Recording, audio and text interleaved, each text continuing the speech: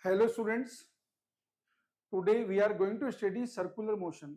In the chapter of circular motion, we will study angular displacement, angular velocity and angular acceleration and problems based on this. What is angular displacement? Displacement in angular form is called angular displacement, whether particle move on straight line path or curved path.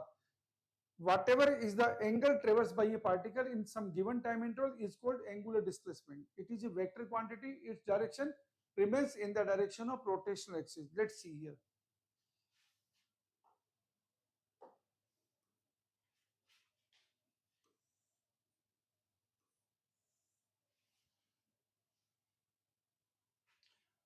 If the particle move on this curved path from P to Q, and this is the reference point about which we are going to measure the angular displacement. Let us assume this angular displacement is delta theta. Okay. If the particle is move on a straight line path from P to Q, this is the angular displacement delta theta. If the particle move on circular path from P to Q, this is angular displacement, okay, delta theta. Dear student, the general relation between angle and arc is angle equal to arc upon radius, okay. For circular motion, delta S equal to R into delta theta. See here. This delta S, angle equal to arc upon radius, so delta S equal to R delta theta. And everyone knows 1 radian equal to 360 degree upon 2 pi, okay. Pi radian equal to 180 degree. Angular displacement is a dimensionless quantity. Its dimension is m0, l0, t0, but it has unit. Unit is radian, okay. Now let's see a question. A particle completes 1.5 revolutions in a circular path of radius 2 centimeters. The angular displacement of the particle will be in radian. See, in the question what is given? It makes 1.5 revolutions. In one revolution, angular displacement remains 2 pi, okay. In n revolution, angular displacement becomes 2 pi into n. Here radius of the circular path is 2 centimeters. It doesn't have any relation, okay. So angular displacement will be equal to how much? Because it is making 1.5 revolution. In 1.5 revolution, angular displacement will be 1.5 into 2 pi. This is equal to 3 pi. And unit will be radian. So this is the answer. So answer to the given question is option 2.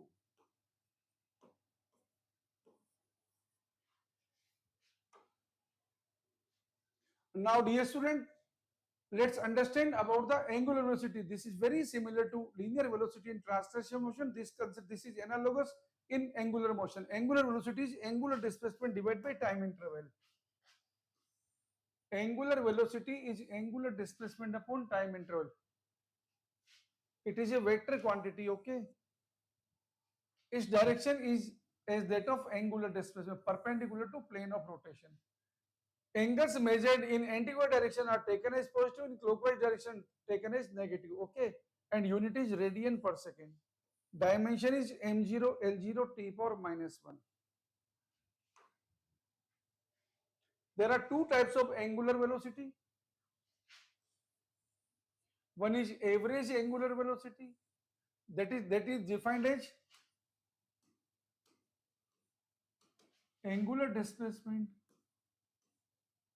upon time interval. This is average angular velocity. And another one is instantaneous angular velocity, that is d theta upon dt, rate of change of angular displacement, okay. Now let's see a question. All relations are very similar to the translational motion.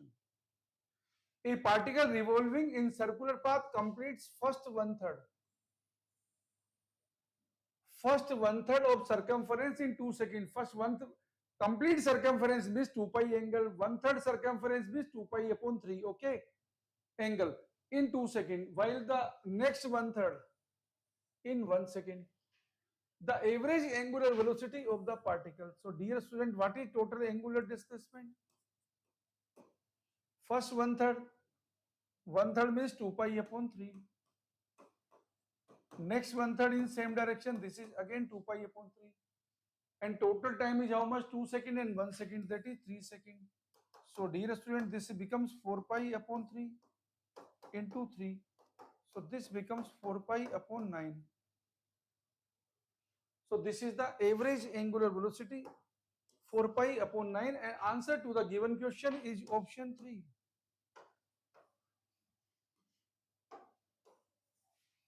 Answer to the given question is option 3. Okay. Now let's see another question. The angular displacement of a particle is given by theta equal to omega 0 t plus half alpha t square. Here omega 0 is constant and alpha is also constant, where omega 0 and alpha are constant. Omega 0 is how much? 1 radian per second. Alpha is how much? 1.5 radian per second square. We have to determine angular velocity at time t equal to 2 seconds. Okay. So what is direct relation? Omega is what? Instantaneous angular velocity is d theta upon dt. Let's make the differentiation. It will give us omega 0 plus half alpha into 2t. This will become omega 0 plus 2. 2 will get cancelled. So it will become alpha t. Now substitute the values. Okay. What is omega 0? Omega 0 is given 1. What is alpha? Alpha is given 1.5. What is t? Time is given 2 seconds. So answer to the given question 3 plus 1, this is 4. Okay. 4 radian per second.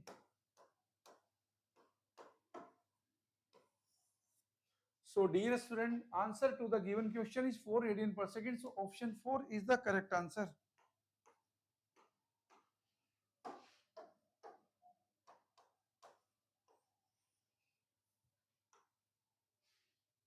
Now let's see another question. The ratio of angular speeds of minute hand and hour hand of a watch is, everyone knows, the time taken in one revolution by hour and needle is how much? It takes 12 hours in one revolution. Okay. The time taken in one revolution by minute hand needle is how much? 1 hour. Okay.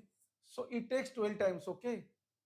Means how? Means it will make 12 times number of revolution. Okay. If it will make 12 times revolution in same time interval, means what? Angular speed will be 12 times. Okay. So angular speed of minute hand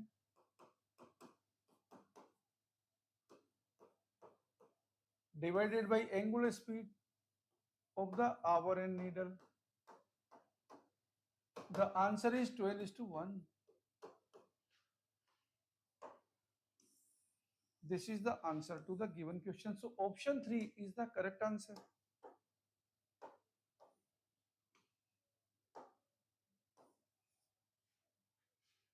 How the angular speed is defined? This is delta theta upon delta t. What we are doing? We are keeping delta t same. Then angular displacement, okay, will be 12 times more in case of minute hand needle in comparison to hour and needle. Okay. Now let's see the relation between linear velocity and angular velocity. This is the angular velocity, omega equal to what? D theta upon dt, which can be written as d theta upon ds into ds upon dt. ds upon dt is what? V, and d theta upon ds is 1 upon r. So because angle equal to arc upon radius, and v is what? ds upon dt. So v equal to what? R omega. In vector form, this is the relation, v equal to omega cross r. So always remember v vector equal to omega cross r vector, and direction of v vector will always be perpendicular to omega vector and r vector. Okay. And how do we determine omega? Dear student, in the calculation of omega, let's see. This is the observer. If the particle velocity is like this, making this angle theta, this is the radial component of velocity v cos theta. This is the perpendicular component of velocity perpendicular to the radius direction. Okay, always remember the component of velocity in radial direction. Component of velocity in radial direction do not contribute in omega. In the calculation of omega, only perpendicular component of velocity perpendicular to the radial direction contributes in angular velocity. Okay, so omega is what? V perpendicular upon r. This is equal to V sin theta upon r. So this is very important parameter. Component of velocity perpendicular to radial direction. Component of velocity perpendicular to radial direction contribute in the calculation of omega. Okay.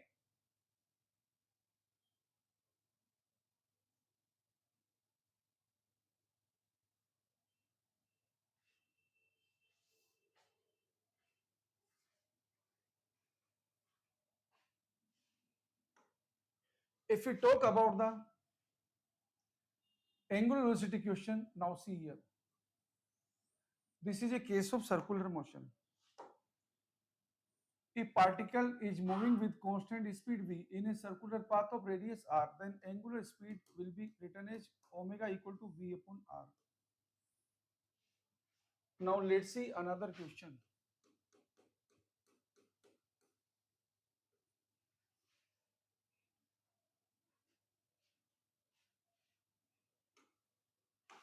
Suppose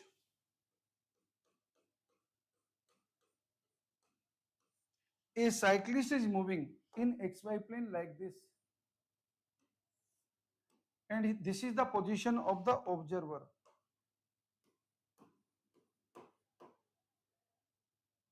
The observer is located at a distance of 4 centimeter, and the position of cyclist is here. The cyclist is at a distance of 3 centimeter from this reference point and moving with the speed 20 centimeter per second. We have to determine angular speed observed by the observer at a given instant of the cyclist. What we have to observe? What we have to determine? We have to determine angular speed of the cyclist. Angular speed of cyclist at a given instant. Dear student, what we studied? In the calculation of omega, component of velocity perpendicular to radial direction contributes in the calculation of omega. So you have to find component of velocity perpendicular to radial direction. And what is radial direction? The line joining object and observer is called radial direction. So now let's see. This is the radial direction because this is 90 degree. So this is 3 square plus 4 square equal to 5 centimeter. We can easily find this angle theta equal to how much? Tan theta equal to 4 upon 3. So theta equal to 53 degree. Dear student, if theta equal to 53 degree, this angle will also be 53 degree. This will be 20 cos 53, and so this will be 20 sin 53. Sin 53 degree means what? This is 4 upon 5. So this is how much? This is 16 centimeter per second. Now it is very simple to find omega.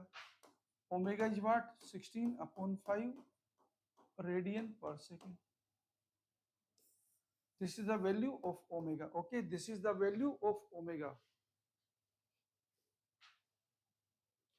Now let's see one more question.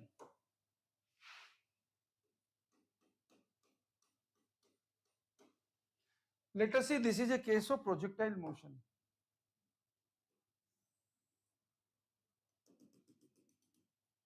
A particle is projected with initial velocity v naught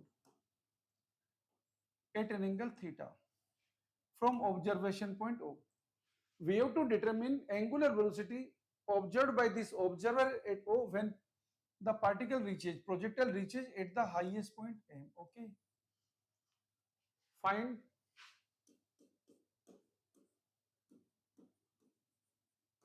angular speed of projectile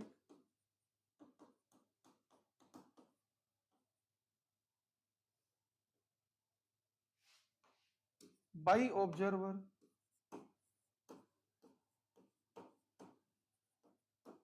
at O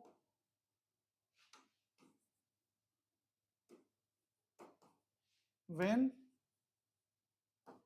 projectile is at highest point M. Okay. So everyone knows at highest point of trajectory, velocity of projectile becomes horizontal. Okay. Vertical component of velocity becomes zero in projectile motion. So at this point M, velocity of projectile will be V naught cos theta. Now we can easily say this line is a radial direction, and we know this is maximum height, and we know this is what? This is half of the range. Okay. We know the formula of height also. What is maximum height in projectile? This is V naught square sin square theta upon 2g. We know the value of r by 2 also. What is range? U square sin 2 theta upon g divided by 2. This is range by 2. Okay. So dear student, what is this angle? This angle alpha can easily be found. What is tan alpha? Tan alpha is what? H upon r by 2. Means 2h upon r. This is the value of tan alpha. Now we can easily find if this angle is alpha, so this is V naught cos theta cos alpha, and this is V naught cos theta sin alpha. Okay. And we can easily find this value. Suppose let us assume this value is Z. So Z is what? Z equal to r by 2 square plus h square under root. So what is omega? Very simple. Omega is what? V naught cos theta into sin alpha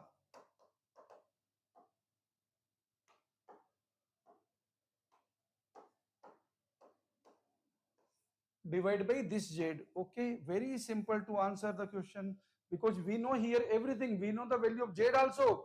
We can find the value of sin alpha because we know the tan alpha. You can construct the tan alpha triangle and can easily find the value of sin alpha. Okay, so this is how we calculate the angular speed. Now I am telling you about how to calculate relative angular speed. Okay.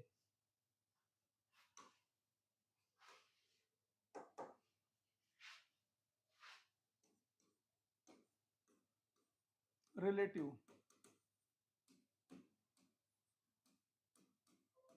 angular speed. Dear student,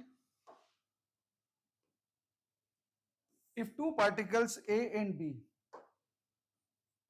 if two particles A and B are moving with velocity v1 and v2 in xy plane as shown in figure at angle theta 1 and theta 2 respectively,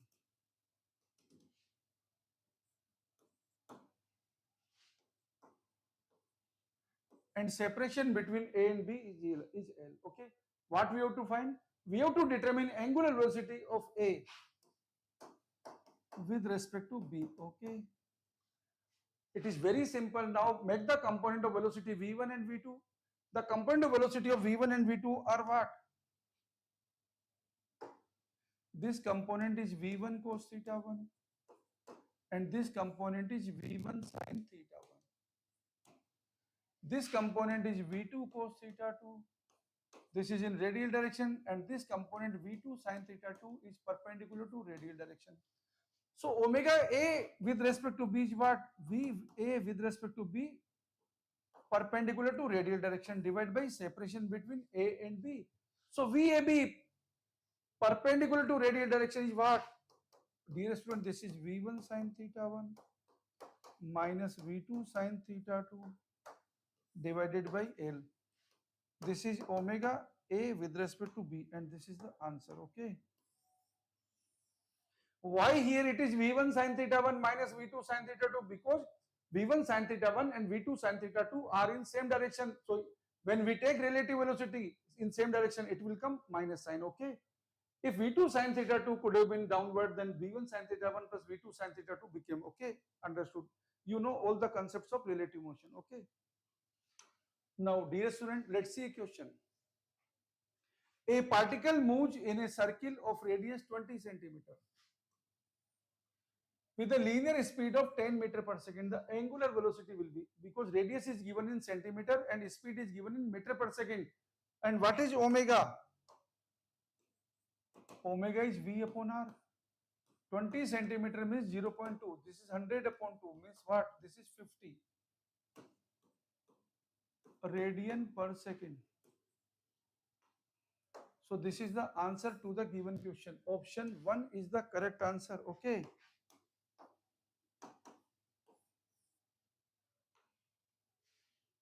Now, dear student, let's understand the concept of angular acceleration. Angular acceleration is written by letter alpha, and instantaneous angular acceleration is rate of change of angular velocity, and average angular acceleration is what?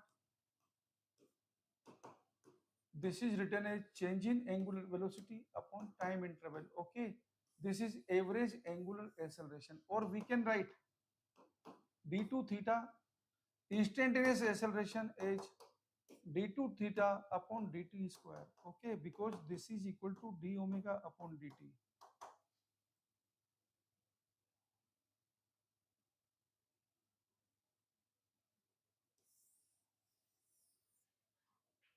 Sometimes, like in linear motion, we write a equal to v dv upon ds. In a similar way, alpha can be written as omega d omega upon d theta. How? You can write this d omega upon dt as d omega upon d theta into d theta upon dt. Okay, d theta upon dt will be written as omega. So many times you will find problems related based on this formula also. Okay, and unit of alpha is what? Radian per second. Radian per second square. Dear student, unit of alpha is what? Radian per second square. And what is dimensional formula? m0 l0 t power minus 2. Okay. And relation between linear acceleration and angular acceleration is what? A equal to alpha cross r. This is the relation between linear acceleration and angular acceleration. Now let's see a question. The angular velocity of a particle is given by omega equal to 1.5 t minus 3t square plus 2 time when its angular acceleration decreases to 0. We have to determine the time when angular acceleration will become 0. Okay. So dear student, first calculate angular acceleration. Alpha equal to what? D omega upon dt. So what is d omega upon dt? This will give us 1.5 minus 60 and make alpha to be 0. So this equation will give you 60 equal to 1.5. So we will get t equal to 1 by 4 second. Okay. And now what is? Only time is asked. Okay. So this is the only answer, 0.25 second. Okay. So answer to the given question is option 2. Answer to the given question is option 2. Okay. Now let's see another question. A particle is moving in a circular path with velocity varying with time as v equal to 1.5 t square plus 2t. If 2 centimeter the radius of circular path, the angular acceleration at t equal to 2 second will be angular acceleration. So dear student, first find linear acceleration. Speed is varying like this. So first find linear acceleration. A equal to dv upon dt. What will get? This will be 3t. 1.5 into 2t plus 2. And at t equal to 2 seconds, this will be 6 plus 2. This is 8. This is the value at t equal to 2 seconds. Now dear student, what is value of angular acceleration? Since a equal to r alpha, r is given 2 centimeter. This is alpha, so alpha is 400 radian per second square. So out of 4 options, the correct answer is option 3. So dear student, option 3 is the correct answer to our question. Okay.